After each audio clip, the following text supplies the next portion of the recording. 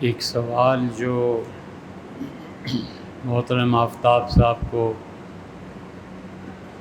Message میں بھیجا گیا ہے، اس پہ بات کئی مرتبہ ہو چکی۔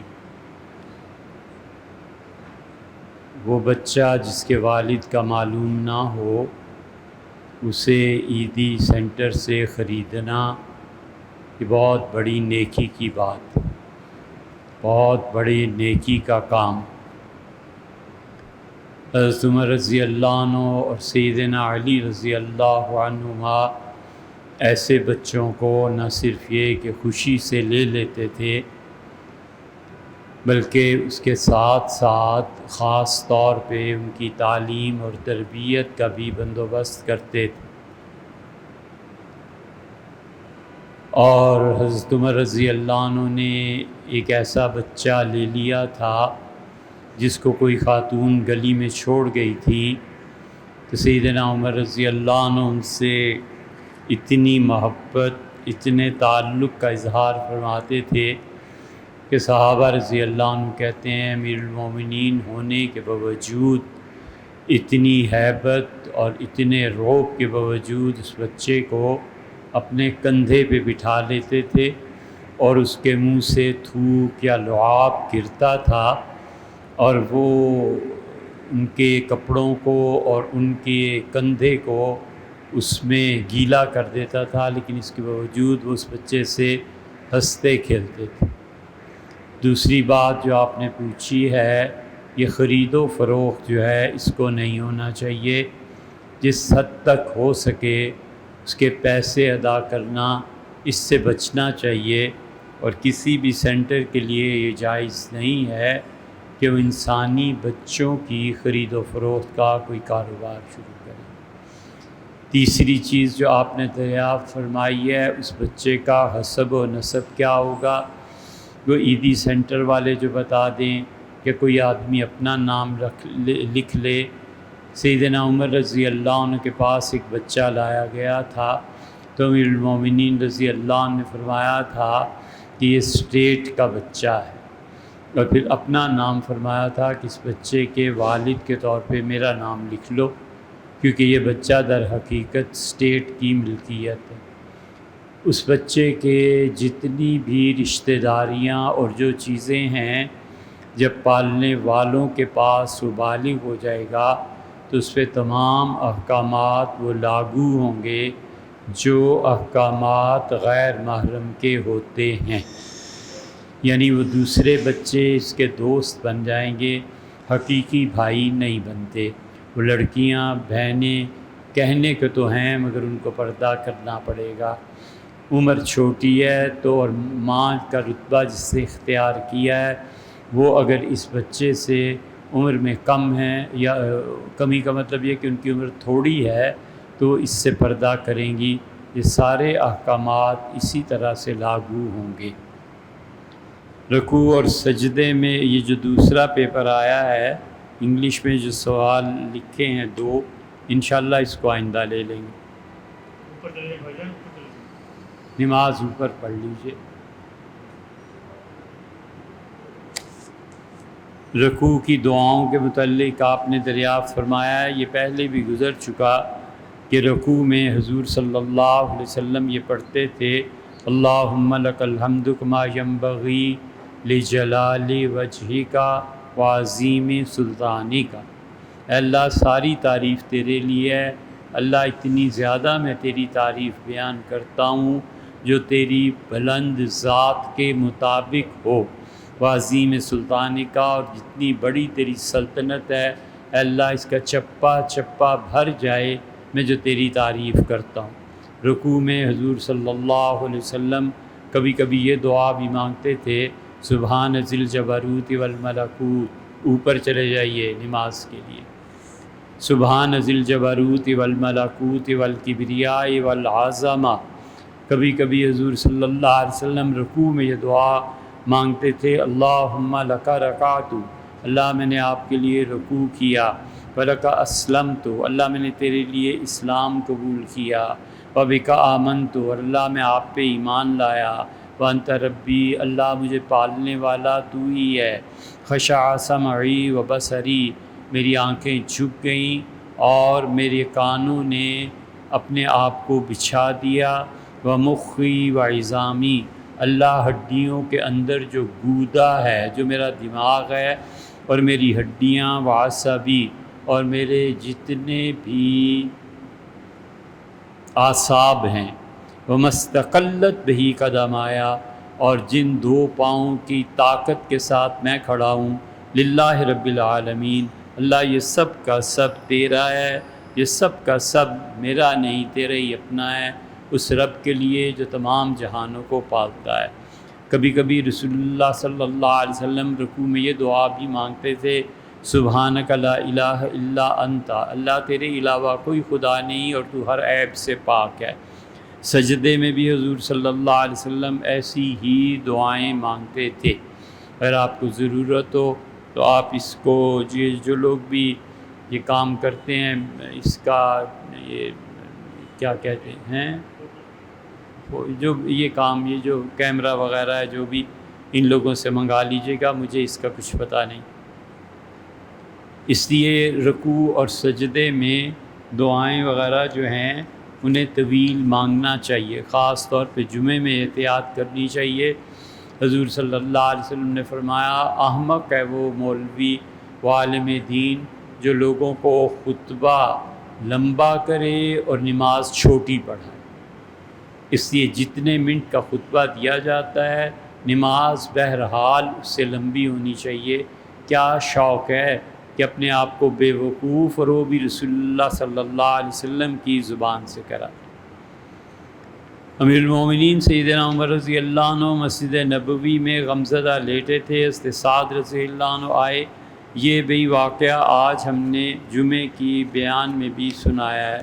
یہ واقعہ جو ہے وہ آپ کو ادبا کی جو بحث ہے، راغب اصفہانی رحمۃ اللہ علیہ کی، اور بلغاء اور ادبا پہ جو انہوں نے کتاب لکھی ہے وہاں مل جائے گا۔ وہاں یہ آتا ہے کہ سیدنا عمر رضی اللہ عنہ نے فرمایا، عازل بی اہل الکوفہ، ان کوفہ والوں نے مجھے بہت ستایا ہے، تنگ کر کے رکھ دیا۔ اذا ولیت علیہم الفاجر القوی فجروہ، جب میں کسی ایسے آدمی کو ان پر مسلط کرتا ہوں، افسر ان کا بناتا ہوں، جو زیادہ پرہیزگار اور متقی نہیں ہوتا، تو یہ اس کے خلاف اٹھ کے مظاہرے کرنے لگتے ہیں۔ وَإِذَا وَلَّيْتُ الْمُؤْمِنَ، پھر میرے پاس آ کے مدینہ میں کہتے ہیں کہ ہمارا جو ہے نا یہ تو اتنا خراب اور اتنا خراب حکمران ہے۔ میں بھی کسی مومن آدمی کو بھیج دیتا ہوں جو بیچارہ کمزور ہوتا ہے، مجنوح، تو یہ اس کو توہین کرتے ہیں اور کہتے ہیں اسے حکومت نہیں کرنی آتی۔ مغیرہ رضی اللہ عنہ نے مشورہ دیا اور انہوں نے کہا، حضرت مومن اگر ضعیف ہے، کمزور ہے، نہیں زیادہ چالاک، تو یہ ساری چیزیں اس کے ذمے، وعلیہ کا ضعف، لیکن اس کی کمزوریاں جو ہیں نا یہ آپ کی حکومت کو ڈاما ڈول کر دیں گی، آپ کی حکومت خراب ہو جائے گی۔ والفاجر القوی، اور شدید گناہ گار آدمی اگر طاقت کے ذریعے عوام کو سیدھا رکھ سکتا ہے، فعلیہ فجورہ، تو گناہ اس کے اور اللہ کے درمیان، لیکن آپ کی حکومت کو وہ گرنے نہیں دے گا۔ قال صدقت، عمر رضی اللہ عنہ فرمایا پھر ٹھیک ہے، آئندہ سے ایسے ہی کریں گے۔ وَوَاللَّهُ الْكُوفَةَ، اور حضرت نے فرمایا مغیرہ تم جاؤ اور تمہیں کوفے کا گورنر مقرر کرتا ہوں۔ مطلب یہ ہے کہ تم اگرچہ نیکی تقوی میں اتنے بڑھے ہوئے نہیں ہو، لیکن لوگوں کو قابو کرنا تمہیں خوب آتا ہے۔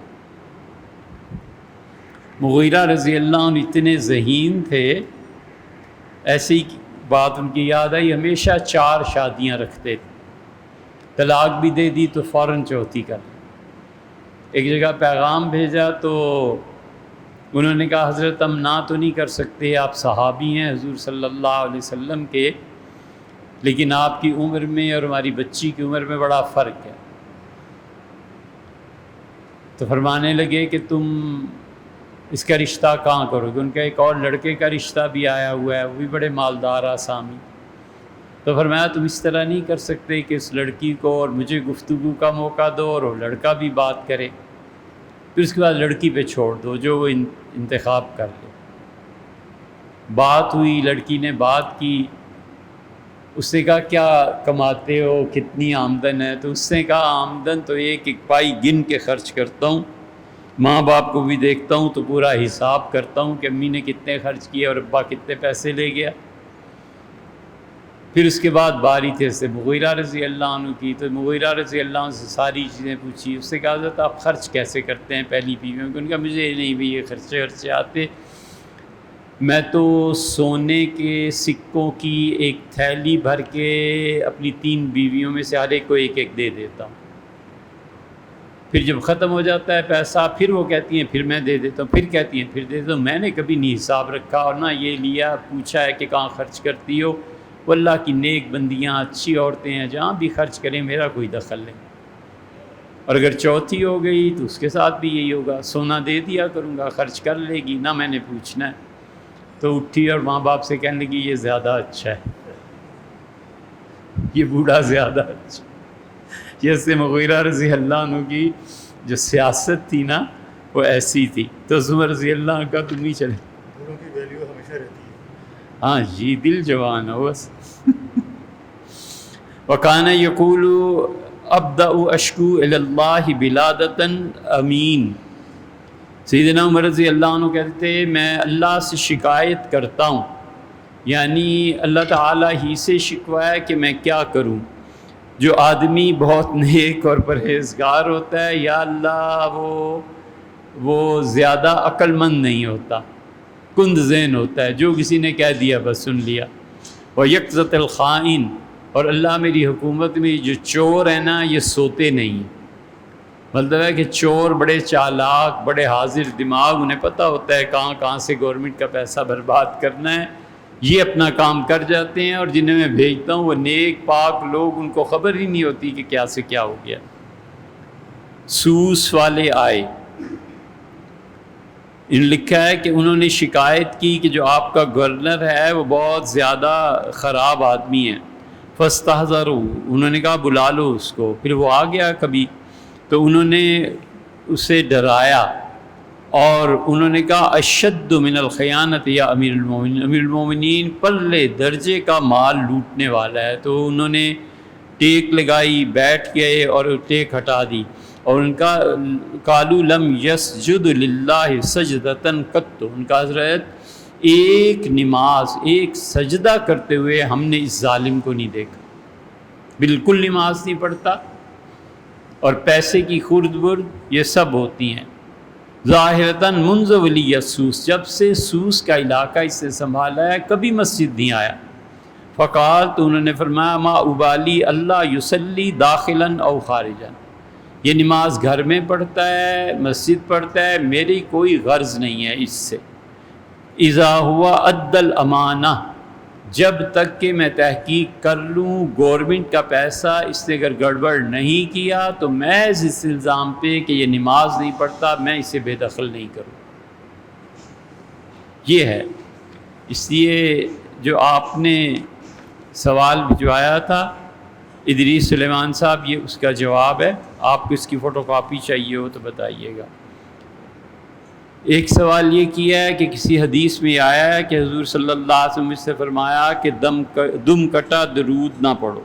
جی ہاں، یہ حضرت موسیٰ بن طلحہ رضی اللہ عنہ کی روایت میں آتا ہے سنن النسائی میں، جہاں انہوں نے کتاب الصحف کا باب باندھا ہے کہ اگر نماز میں کوئی بھول جائے تو سجدہ صحف کیسے پڑھے گا۔ تو حضور اقدس صلی اللہ علیہ وسلم کی روایت وہاں آئی ہے کہ انی سألت رسول اللہ صلی اللہ علیہ وسلم، موسیٰ بن طلحہ کہتے ہیں کہ میں نے زید بن خارجہ رضی اللہ عنہ سے سوال یہ پوچھا تھا، انہوں نے فرمایا کہ میں نے وہی بات پوچھی تھی حضور صلی اللہ علیہ وسلم سے جو آپ پوچھ رہے ہیں، تو آپ نے فرمایا تھا کہ مجھ پہ درود بھیجتے رہنا اور دعا کی کوشش کرتے رہنا، اور ہمیشہ درود یہ پڑھنا کہ اللہم صلی علی سیدنا محمد وعلی آل سیدنا محمد۔ تو رسول اللہ صلی اللہ علیہ وسلم نے اپنی آل کو شامل کیا، اس لیے منع فرمایا کہ دیکھو جو تم میں سے میری آل پر درود نہیں بھیجے گا وہ دم بریدہ ہے، یعنی کٹا ہوا ہے۔ اسی طرح یہ روایت صواعق محرقہ میں ابن حجر بھی لائے ہیں، ابن حجر یہ دوسرے ہیں، عسقلانی نہیں رحمہ اللہ، انہوں نے کہا کہ حضور صلی اللہ علیہ وسلم نے فرمایا کہ دم کٹے ہوئے درود مجھ پہ نہ بھیجا کرو. تو عرض کیا گیا کیسے؟ تو آپ نے فرمایا وہ یہ ہے کہ اللہم صلی علی سیدنا محمد، بس یہ پڑھتے رہو اور میری آل کو نہ ملاؤ تو یہ مت کیا کرو، بلکہ یوں پڑھا کرو کہ اللہم صلی علی سیدنا محمد وعلی آل سیدنا محمد. ارشاد فرمایا یہ پڑھو پورا درود. اتنی بات تو نسائی میں بھی آئی ہے، سوائے کے محرقہ میں بھی آئی ہے. اب اس پہ بحث چھڑی ہے آگے کہ کیا یہ دم بریدہ، دم کٹا ہوا، جانور کی دم کٹ جائے تو برا لگتا ہے نا، کیا کیا جائے؟ کیونکہ دیگر روایات میں آیا ہے کہ حضور صلی اللہ علیہ وسلم نے صرف اپنے متعلق درود کا کہا ہے. صحیح حدیث ترمذی وغیرہ میں آتا ہے کہ حضور صلی اللہ علیہ وسلم سے پوچھا گیا، حسن رضی اللہ عنہ پوچھا ان کا کہ نانا مجھے دعائے قنوت سکھا دیں. حضور صلی اللہ علیہ وسلم نے دعائے قنوت سکھائی، اور اس میں یہ آتا ہے کہ بیٹے اللہم اہدنی فیمن ہدیت وعافنی فیمن عافیت، آخر پہ آتا ہے. تو آپ نے فرمایا جب دعا پوری ہو جائے تو پھر یہ کہا کرو کہ وصلی اللہ علی نبیہ الکریم. ایک جگہ آتا ہے آپ نے فرمایا یہ کہا کرو کہ وصلی اللہ علی محمد. تو بحث ہوئی ہے اس پہ کہ دم کٹا ہی ہے اگر یہ تو کئی روایات صحیح بھی آئی ہیں، وہاں کیا کریں؟ تو اس پہ مختلف محدثین کی مختلف آراء ہیں، لیکن سب سے زیادہ جس میں وسعت اور گنجائش ہے وہ کہتے ہیں کہ اگر اپنے پاس سے پڑھے تو حضور صلی اللہ علیہ وسلم پر صلی اللہ علیہ وسلم کے و آلہ وسلم کے اپنے پاس سے تو یہ کرنا چاہیے. اور اگر کوئی درود حدیث میں آ گیا ہے تو جو الفاظ وہاں ہیں اسی کے مطابق پڑھنے چاہیے، بس اس میں نہ اضافہ کرے نہ کمی کرے. اور جب اپنے پاس سے پڑھنا ہے تو اس میں حضور صلی اللہ علیہ وسلم کے اللہم صلی علی سیدنا محمد، اس کے بعد وعلی آل سیدنا محمد کا یہ اضافہ کرے تو وہ دونوں چیزوں سے بچ جائے گا، نہ دم کٹا درود پڑھنے میں آئے گا اور نہ ہی حضور صلی اللہ علیہ وسلم نے جہاں صرف اپنے متعلق فرمایا وصلی اللہ علی النبی الامی وصلی اللہ علی سیدنا محمد وصلی اللہ علی نبی الکریم، اس کے ان کے جملے ان میں بھی اپنے اضافے سے بچ جائے. قرآن پاک میں رکوع اور پاروں کی تقسیم کس نے کی؟ طلحہ صاحب بہت زیادہ تحقیق کئی برس پہلے کرنی پڑ گئی تھی، ہمیں تو آج تک اس کا سراغ نہیں ملا. زیادہ سے زیادہ فتاویٰ تاطارخانیہ میں یہ ملتا ہے کہ سمرقند اور بخارا کے علماء نے قرآن کریم کا ایک رکوع متعین کیا جسے تراویح میں ایک رکوع کو پڑھا جائے تو 27ویں کی شب کو قرآن پاک پورا ہو جائے. اور وہ رکوعات کی تقسیم جو ہے یہ بڑی بھونڈی ہے، بالکل ایسے نہیں ہونا چاہیے، ایسے نہیں ہونا چاہیے. صرف اس سلسلے میں سید سلمان ندوی جو صحابہ کرام رضی اللہ عنہم اور وغیرہ وغیرہ ان پہ بہت شدید نقد کر رہے ہیں، ان کی رائے اس مسئلے میں وہ صحیح ہے. انہوں نے قرآن کریم کو بھی مرتب کیا ہے، اور وہ جو قرآن انہوں نے مرتب کیا ہے ہم نے پڑھا ہے وہ بالکل درست ہے. لیکن مسئلہ یہ ہے کہ اب اگر رکوعات کی ترتیب بدلی جائے تو لوگ کہیں گے یہ نیا قرآن آ گیا، لوگوں کو اتنی سمجھ تو ہے نہیں، تو ایک اور مصیبت امت پہ چل پڑے گی، ایک اور عذاب آئے گا. اس لیے وہاں تک عثمانی صاحب وغیرہ کہتے ہیں ہمارے دور میں بالکل اس کو نہ چھیڑو، بس جو ہو گیا ہے ہو گیا، لوگوں کو پڑھنے دو، نہیں تو ایک نیا فتنہ پیدا ہوگا.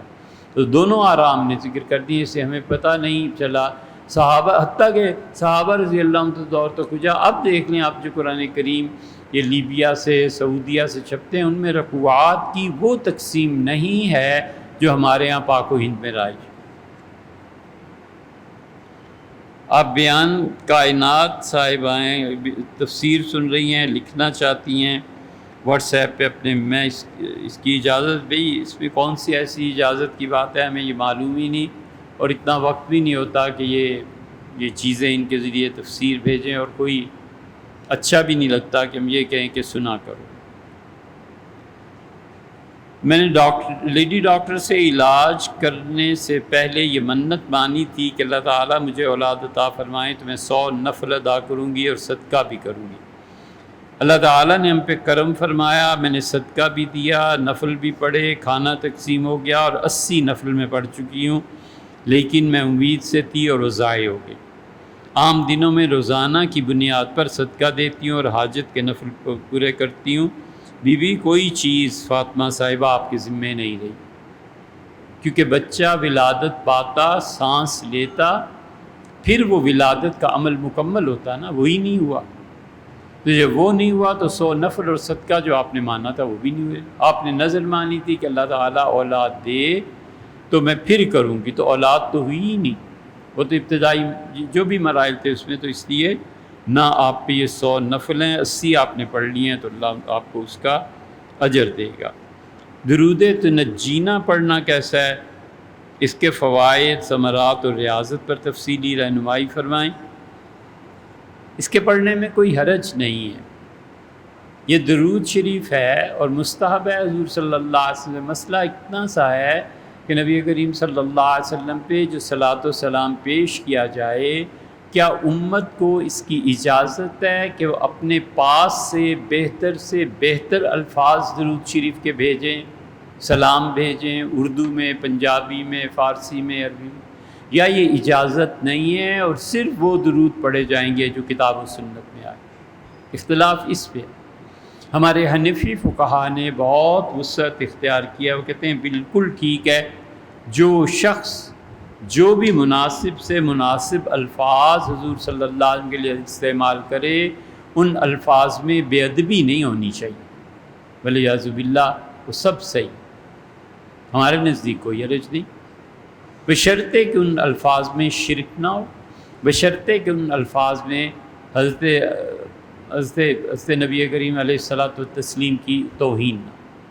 ہم سب سے زیادہ وسعت کے قائل ہیں اس میں، اس لیے جو درود تنجینا ہے نا، اس میں وہ الفاظ ہی نہیں ہیں جس سے کوئی بھی توہین ہے، اور اس کی بھی بنیاد عبداللہ ابن مسعود رضی اللہ عنہ کی روایت ہے۔ انہوں نے کہا حضور صلی اللہ علیہ وسلم پہ درود پیش کیا جاتا ہے، تم میں سے جو بھی سلام پیش کرتا ہے اس کا سلام وہاں حضرت کے ہاں پہنچتا ہے، اس لیے لوگوں اچھے سے اچھے الفاظ اپنے نبی صلی اللہ علیہ وسلم کے لیے چنو۔ پھر انہوں نے اپنے پاس سے ایک درود شریف بتایا، ان کا یہ پڑھا کر، حضور اقدس صلی اللہ علیہ وسلم کے لیے بہت بہترین القاب انہوں نے انتخاب فرمایا۔ ظاہر ہے کہ وہ تو حضور صلی اللہ علیہ وسلم کے محبوب صحابہ رضی اللہ عنہ میں سے تھے، تو اس بنیاد پہ ہم کہتے ہیں کہ کوئی بھی آدمی کسی طرح کا درود شریف جس میں شرک اور ایسی بے ادبی کے الفاظ نہ ہوں، اردو میں بنا لیں، فارسی میں بنا لیں، کیا حرج، کوئی حرج نہیں۔ نعتیں جو ہیں اس میں بھی یہی قاعدہ اور کلی ہے، تو اس لیے آپ اس کو پڑھیں، آپ اس کے ذریعے سے دعا مانگیں، اللہ تعالیٰ اسے قبول فرما لے، کیا بعید ہے۔ حضور اقدس صلی اللہ علیہ وسلم کو خواب میں دیکھنے کی فرمائش، نبی کریم صلی اللہ علیہ وسلم کو دیکھنا عبداللہ صاحب نصیب کے ساتھ۔ بعض بزرگ کہتے ہیں یہ وظیفہ پڑھو، اگر کوئی پڑھے گا تو گناہ گار نہیں ہوگا، اور نہیں پڑھے گا تو وہ ایسی فرض واجب تھوڑا ہی ہے۔ بہنوئی بے روزگار ہیں، ذریعہ آمدن نہیں ہے، میں اپنی بہن یا بہنوئی کو صدقہ دے سکتا ہوں؟ صدقہ اور خیرات کے متعلق جو فرق ہے مختصراً بیان کر دیں۔ بھیا یہ بہت مرتبہ ہو چکا، آپ صدقہ دے سکتے ہیں، خیرات دے سکتے ہیں۔ صدقہ اصل میں کہتے ہیں نیکی کو، تو آپ کسی کو 10 روپے دے دیتے ہیں، آپ کی نیکی ہے۔ صدقے کی 2 قسمیں ہیں، ایک نفلی ہے، آپ کسی کو بھی دے دیں، ماں باپ پہ خرچ کر دیں، اولاد پہ خرچ کر دیں، سب نفلی صدقات۔ ایک ہے فرض اور واجب، جیسے زکوٰۃ ہے، جیسے فطرانہ ہے، جیسے قسم توڑ دیں تو اس کا کفارہ ہے۔ یہ جو فرض صدقات ہیں نا، یہ صرف انہی لوگوں کو دینے چاہیے جو اپنے معاشی حالات سے مجبور ہوتے ہیں، یہ ہر آدمی کو نہیں دیا جا سکتا، تو نفلی صدقہ اس کے لیے کوئی قید نہیں ہے، اور فرض اور واجب صدقہ اس کے لیے قیودات ہیں کہ اس پہ لگے گا، اس پہ نہیں لگے گا، وغیرہ۔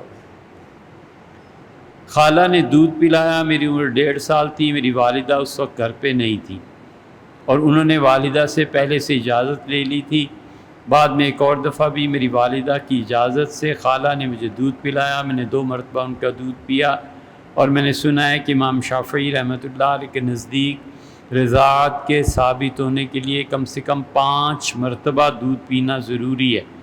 اب امام شافعی رحمۃ اللہ علیہ کے قول کے مطابق میری خالہ کی بیٹی میری محرم ہے یا نہیں؟ فقہ شافعی میں 1-2 مرتبہ دودھ پینے سے کیا مراد ہے؟ 5 گھونٹ ہیں یا 2 گھونٹ ہیں؟ ضرورت کیا ہے آخر اس کی؟ سیدھی سادی سی بات ہے۔ امام ابو حنیفہ رحمۃ اللہ علیہ اس معاملے میں بہت سخت، ہمارے سارے حنفی فقہا سخت، یہ بہن کا مسئلہ ہے۔ حنفی فقہا کہتے ہیں ایک قطرہ بھی دودھ کا اگر حلق سے اتر گیا نا تو حرمت رضاعت ثابت ہو گئی، وہ بہن کے درجے میں آ گئی۔ اس لیے اسی پہ عمل ہونا چاہیے۔ امت کا اجماع ہے کہ شدید ضرورت کے بغیر محض اپنی خواہشات کے لیے کسی دوسرے مسلک کو اختیار کرنا جائز ہی نہیں۔ امام شافعی 5 فرماتے ہیں، ہمیں ان سے بھی بڑے فقہا معلوم ہیں جنہوں نے 10 گھونٹ بچہ بھر لے چوس لے اس کا فتویٰ دیا ہے۔ تو یہ کوئی ایسے تھوڑے ہی ہے۔ آپ جب حنفی فقہ پہ عمل کرتے ہیں تو احناف کے ہاں بچے نے 2 سال کی عمر تک کسی عورت کا 1 مرتبہ بھی دودھ پی لیا، 1 قطرہ بھی اس کے حلق سے نیچے اتر گیا تو یہ ہو جائے گی رضاعت ثابت۔ خالہ کی بیٹی جو ہیں وہ آپ کی بہن شمار ہوگی، یہ نکاح قطعاً جائز بھی نہیں ہے، اور اس کے ساتھ ساتھ شافعی فقہ پہ جانا وہ دوسرا گناہ ہے۔ ضرورت کیا ہے؟ جس فقہ پہ عمل ہو رہا ہے بس اس پہ آدمی کام کرتا رہے۔ بھائی کو ریفریجریٹر کی ضرورت تھی، وقت نہ ہونے کی وجہ سے انہوں نے پیسے دیے کہ میں خرید کے لے آؤں، میں نے پیسے لیے کہ لے آتا ہوں، چنانچہ میں بازار گیا، پیسوں کی مجھے ضرورت تھی، میں نے خرچ کر دیے اور ایک جگہ قسطوں پر ریفریجریٹر لے کے بھائی کو دے دی۔ پھر ہر مہینے میں خود رقم ادا کرتا رہا اپنی آمدن سے۔ کیا میرے لیے ایسا کرنا جائز تھا یا ناجائز؟ اگر ناجائز تھا تو اب کیا صورت ہو سکتی ہے؟ بھیا وہ پیسے امانت تھے، آپ نے امانت میں سے پیسے خرچ کر لیے، اب یہ اللہ ہی فیصلہ کرے گا کہ آپ کی ضرورت زیادہ شدید تھی ہمارے اس دور میں۔ پہلا ہوتا دور تو فتویٰ اور تھا، وہ تو پھر امانت میں خیانت تھی نا۔ ہمارے اس دور میں آپ کو اس پیسے کی کیوں ضرورت تھی، کیا مجبوری پیش آ گئی تھی، یہ اللہ جانے آپ جانے۔ آپ کو یہ جو کیا ہے آپ نے ریفریجریٹر لے کے دے دیا، بہت اچھا کیا، اس کی قسطیں بھی آپ نے ادا کر دیں الحمدللہ، یہ بھی بہت اچھا ہوا، اس میں کچھ نہیں۔ لیکن وہ جو امانت کے درجے کی بات تھی اس کے لیے بہتر یہ ہے کہ آپ 2 کام کر لیں۔ ایک تو اللہ تعالیٰ سے عذر اور معذوری کہ پروردگار میں اس سے تو جانتا ہے ایسے حالات تھے، توبہ کر لیں، اور دوسرے یہ کہ بھائی سے کبھی بھی مجموعی طور پہ معافی مانگ لیں کہ بھائی آپ بڑے ہیں، میرے سے کوئی کوتاہی ہو گئی ہو، کوئی غلطی زندگی میں ہو، عید شبرات پہ آدمی کہہ ہی لیتا ہے نا، تو اس طرح کہہ لیں کہ بھائی اگر میں نے کوئی غلطی کر دی ہو تو آپ بڑے ہیں، مجھے معاف کیجئے۔ ہمارے دور میں اس جرم کو نہ گنوائے، وگرنہ لوگوں کے دل اتنے صاف نہیں ہوتے۔ وہ بھائی کے دل میں بیٹھ گیا نا کہ یہ چھوٹا تو ایسے ہی میرے ساتھ دھوکے دیتا ہے، فراڈ کرتا ہے، یہ ساری زندگی کے لیے گرا پڑ جاتی ہے، اس لیے اس میں نہ جائے۔ والد جن کے پاس وافر مقدار میں مال اور جائیداد ہے، انہوں نے اپنی زندگیوں میں بیٹیوں کو نقد رقم 20-20 لاکھ بلا کر دے دی، ٹھیک، اور ان سے اسٹامپ پیپر پہ اقرار نامہ بھی لکھوا لیا کہ آئندہ میری کوئی بیٹی میرے مال اور جائیداد میں وارث نہیں ہوگی۔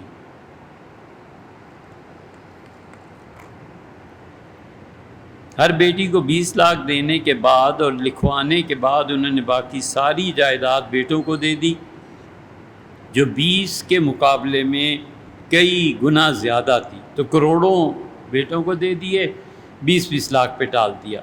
والد کی زندگی میں بیٹیوں کا اپنا حصہ میراث سے دستبردار ہونا کیا ہم بہنوں کے لیے ٹھیک تھا؟ اگر نہیں تو انتقال کے بعد بیٹیوں کا وراثت کا مطالبہ کرنا شرعاً درست ہوگا کہ نہیں؟ بالکل، اس مسئلے کو یاد رکھنا چاہیے کہ جو آدمی ہے نا، والد جس کو آپ کہہ رہی ہیں، ان کے لیے یہ جائز ہی نہیں تھا کہ وہ بلا کر بیٹیوں کو وراثت سے یوں محروم کر دیتے، یہ انہوں نے غلط کام کیا۔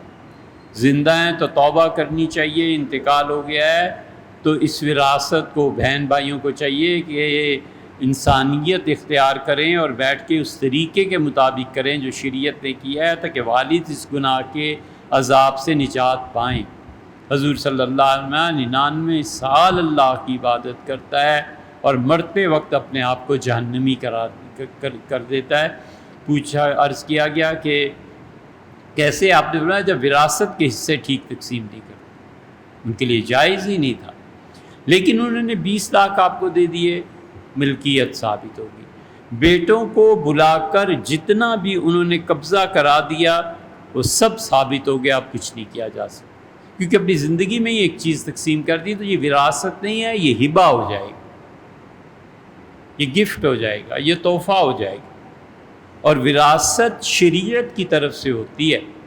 یاد رکھیں، اس ساری چیز کے باوجود اگر والد زندہ ہیں تو 20 لاکھ ان کا، جو بھائیوں کا ہے وہ دینے کے باوجود اگر کوئی چیز رہ گئی ہے تو اس میں بیٹیوں کا حصہ ہے۔ مثلا جس گھر میں وہ رہتے تھے، بیٹوں کو بھی دے دیا، بیٹی کو بھی دے دیا، یہ گھر رہ گیا نا، اب اس گھر میں وراثت ہی چلے گی، کوئی بیٹا کوئی بھائی اپنے پاس نہیں رکھ سکے گا اگر انہوں نے کسی کو نہیں دیا، وراثت چلے گی۔ بچیوں کو کوئی ان کے حق سے محروم نہیں کر سکتا۔ اور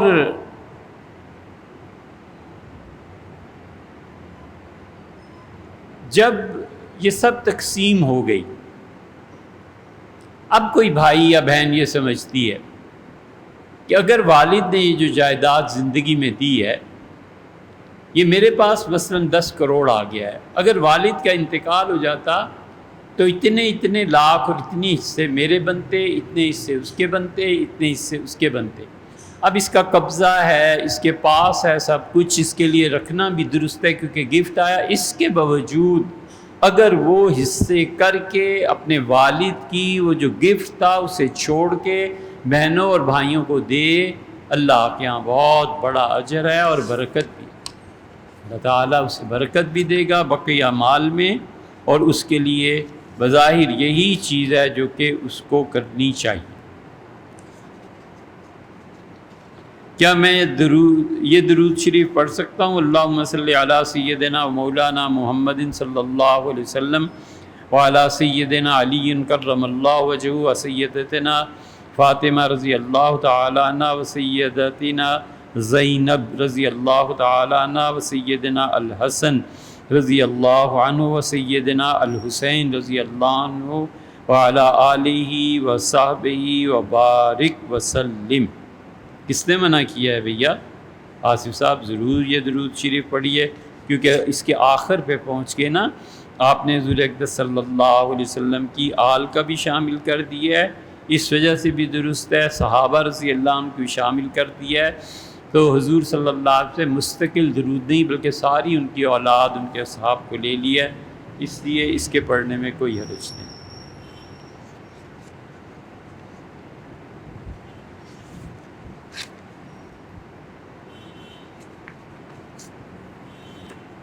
سوال آصف صاحب آپ نے اناؤ سے بھیجا ہے، یو پی سے، کہ نجف، کوفہ، کربلا شہر کا جدید نام کیا ہے؟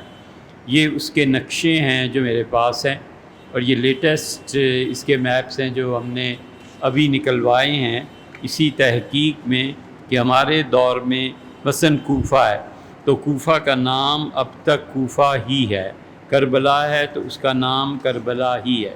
یہ آپ کا سوال، اور اس کی یہ جو میپس ہیں، اب اصولاً تو یہ ہے کہ ہم آپ کو انڈیا بھیجیں تاکہ آپ اسے دیکھ لیں، لیکن یہ ہمیں آتا ہی نہیں، سچی بات یہ کہ ہمیں نہیں آتا کہ کیسے اسے منتقل کرنا ہے۔